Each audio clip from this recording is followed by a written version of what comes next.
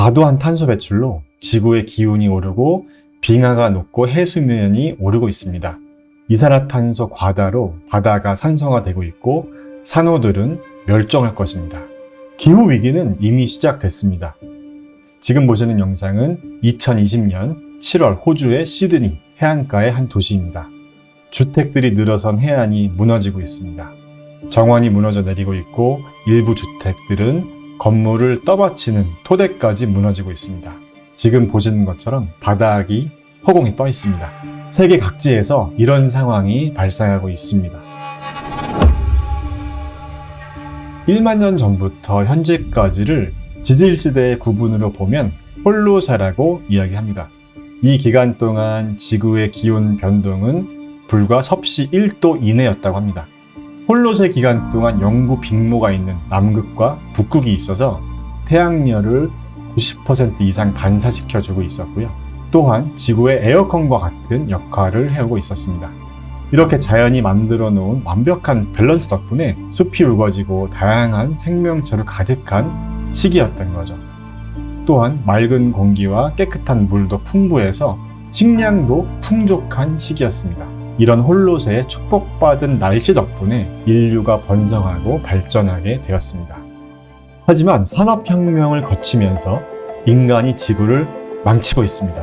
1만 년 동안 안정적으로 유지되던 시대를 인간이 불과 100년도 안 되는 기간 동안 망쳐놨습니다. 인간은 100년 만에 지구 온도를 약 1.2도 상승시켜 놨습니다. 인간은 해양 생물의 90%를 사라지게 만들었고 육지의 야생동물은 인간 때문에 절반 이상 멸종했습니다. 지구의 온도가 상승하면서 남극과 북극이 녹고 있습니다. 또한 그린란드까지 사라져가고 있습니다. 현재 그린란드는 1초당 1만 세제곱미터의 빙하를 잃고 있다고 합니다. 그린란드 빙하만 녹아도 전 세계 해수면에 7m가 상승한다고 합니다.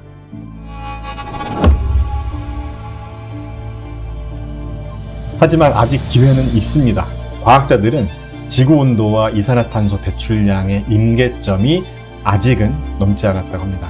하지만 이 임계점을 넘게 되면 지구의 자정활동으로 돌이킬 수 없는 상태가 된다고 합니다. 자, 그렇다면 그 임계점은 어디일까요? 과학자들은 인류가 배출하는 이산화탄소가 350ppm을 넘어서면 위험하다고 경고했다고 합니다. 그런데 이미 1988년에 350ppm을 넘었다고 합니다. 현재 이산화탄소 배출량은 415ppm이라고 하는데요. 과학자들이 얘기하는 이산화탄소 배출량의 임계점은 450ppm이라고 합니다. 이 단계를 넘어서면 회복 불가능한 상태가 된다는 거죠. 또한 지구기온이 1.5도를 넘어서면 회복 불가능한 상태가 된다고 합니다. 결론적으로 임계점까지 탄소 배출량은 35ppm이 남아있고 지구 기온은 1.5도까지 상승하는데 불과 0.3도밖에 남지 않았습니다. 자, 그렇다면 우리가 할 수 있는 건 무엇이 있을까요? 탄소 배출을 줄이고 지구 온도를 낮출 수 있는 기업에 투자를 하는 방법이 될 것입니다. 자, 저도 영상을 제작하면서 기후 위기가 우리 생각보다 굉장히 좀 안 좋다는 느낌을 받았습니다. 그래서 우리가 조금이나마 이런 기후 위기를 해결하는데 보탬이 될 수 있는 방법은 이제 이런 기업에 우리가 투자를 하는 방법이라고 생각을 해서 제가 관련 기업들을 이렇게 정리를 해왔거든요. 자, 그래서 한번 제가 이 티커를 보면서 한번 설명을 드려보겠습니다. 이 PHO라는 ETF인데요. 물 관리 관련 ETF라고 합니다. PHO ETF는 물을 정화하는 그런 관련 기기를 생산하거나 폐수 시설을 관리하는 그런 물 관련 미국 상장 기업에 집중적으로 투자하고 있다고 합니다.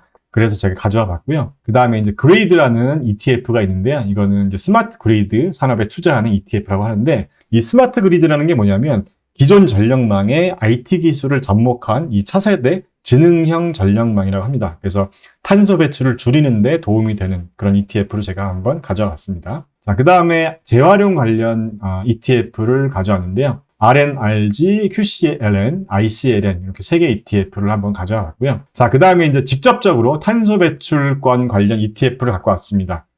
KRBN이라는 ETF가 있고요. 태양광 관련해서는 개별 종목과 ETF를 함께 가져왔는데요.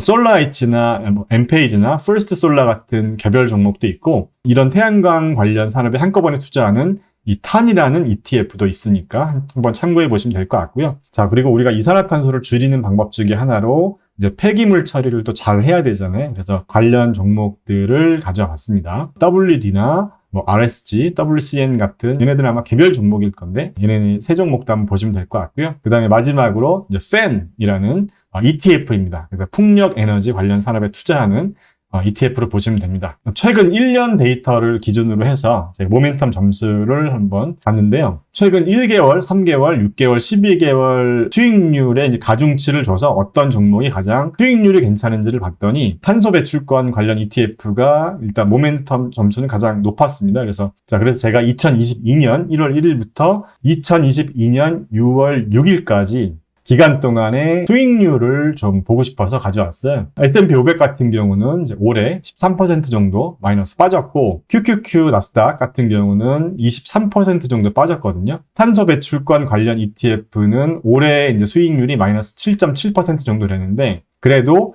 1년 수익률 같은 경우는 지금 113%입니다. 굉장히 1년 수익률이 좋다고 보시면 될 것 같고요. 자, 그래서 올해 수익률을 제가 한번 봤는데요. 올해 같은 경우는 태양광 쪽이 수익률이 괜찮다 이렇게 보시면 될 것 같아요. 지금 유일하게 태양광 관련 기업들만 올해 수익률이 플러스입니다.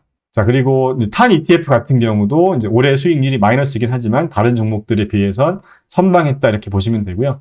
폐기물 관련 기업도 지금 올해 수익률이 마이너스이긴 하지만 다른 종목들보다는 선방했다 이렇게 보시면 되는데, 참고로 태양광 같은 경우는요, 바이든 정부에서 앞으로 2년간 캄보디아나 태국, 베트남, 말레이시아와 같은 동남아 4개국에서 수입되는 이 태양열 에너지 관련 수입품에 대해서 관세를 부과하지 않겠다고 발표를 했기 때문에 태양광 관련 종목들이 최근에 많이 상승을 했거든요. 그래서 이 부분을 한번 참고해 보시면 될 것 같습니다. 자, 그래서 우리가 지금 생각보다 많이 심각한 이런 기후 위기에도 좀 우리가 관심을 갖고 신경을 한번 써보면 어떨까 해서 제가 영상을 한번 준비해 봤고요. 오늘 영상도 우리 미주부 구독자분들에게 유익한 영상이 되기를 바라면서 저는 이만 물러가도록 하겠습니다.